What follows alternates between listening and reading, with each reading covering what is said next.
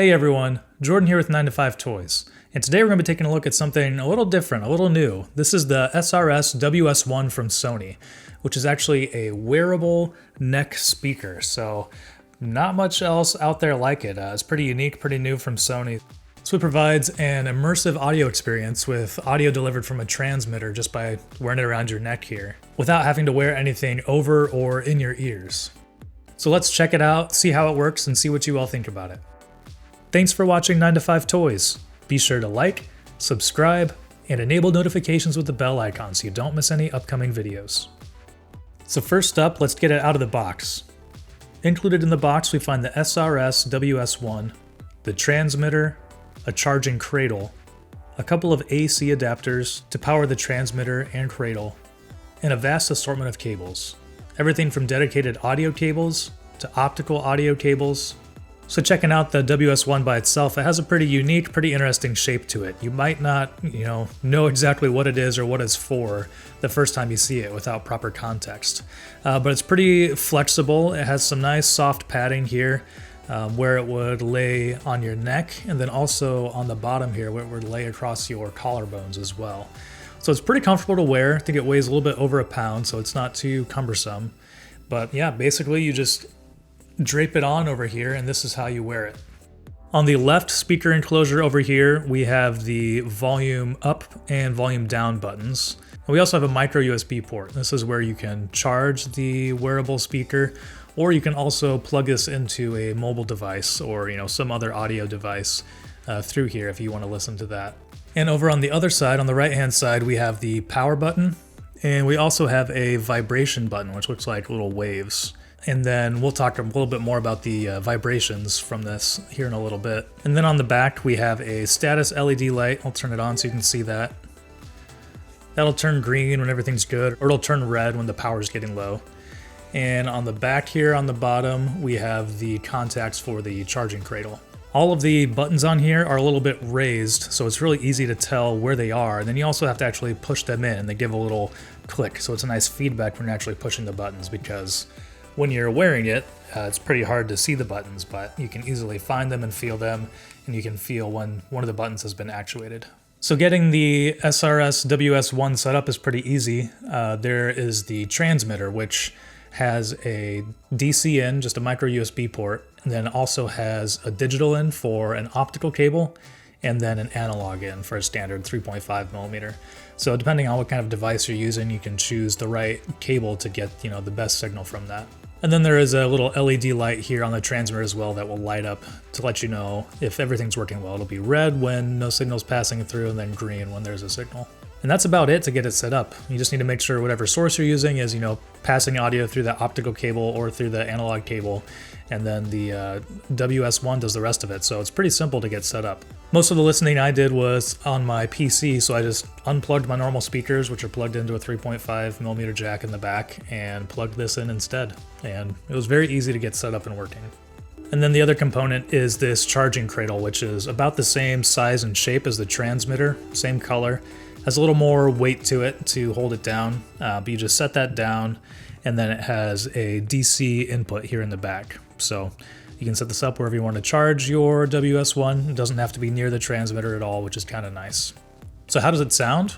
Overall, it sounds surprisingly good for the small size and for not being, directly over your ear, which is usually the benefit of having headphones, is you have that kind of direct driver right there pushing the right sound into your ear. But this has a little 1.18 inch driver in it on either side, and they're pushing audio through these slots up towards your ear.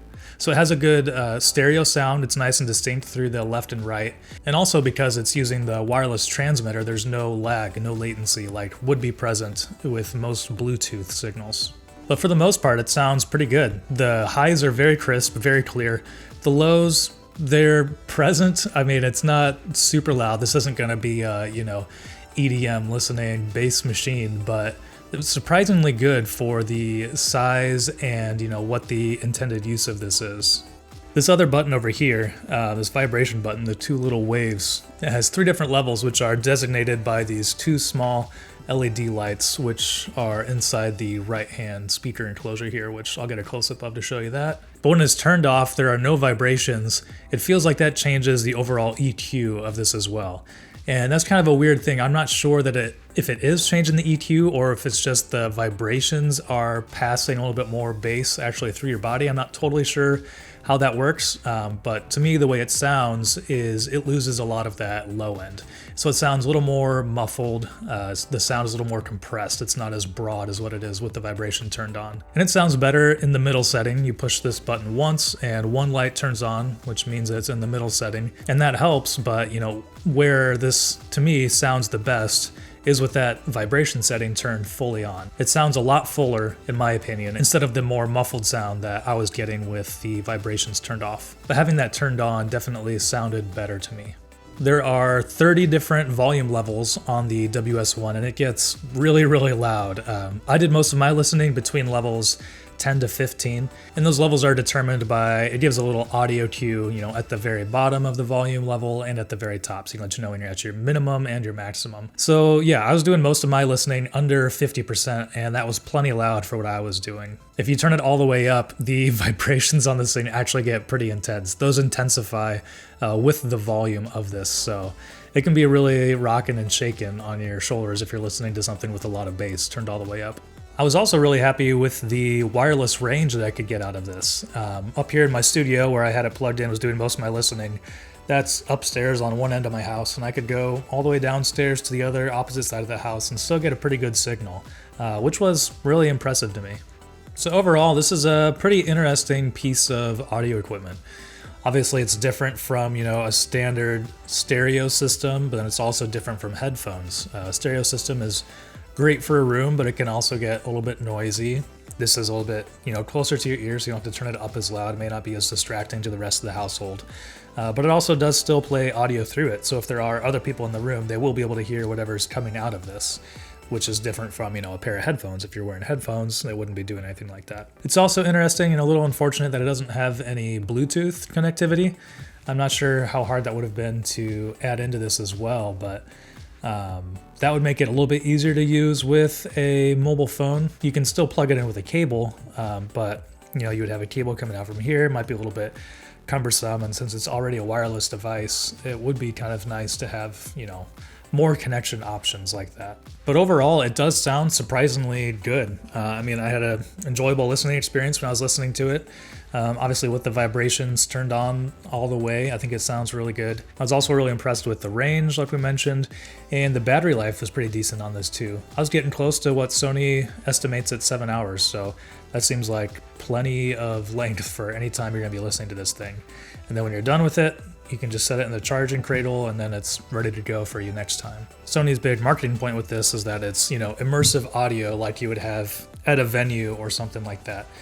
Because there's nothing, you know, on your ears, it's just coming from down here, which I can get. I mean, I would agree that it's a pleasant listening experience to not have to have anything over your ears. Yeah, it's not quite as full of a sound as what, you know, a big stereo system would get you, but when you get into stereo systems, they can start getting expensive. So the Sony SRS WS-1 is pretty awesome for, you know, what it is, which is, it seems like a pretty specific use, but if that's something you're interested in, then I do think you'll be happy with this.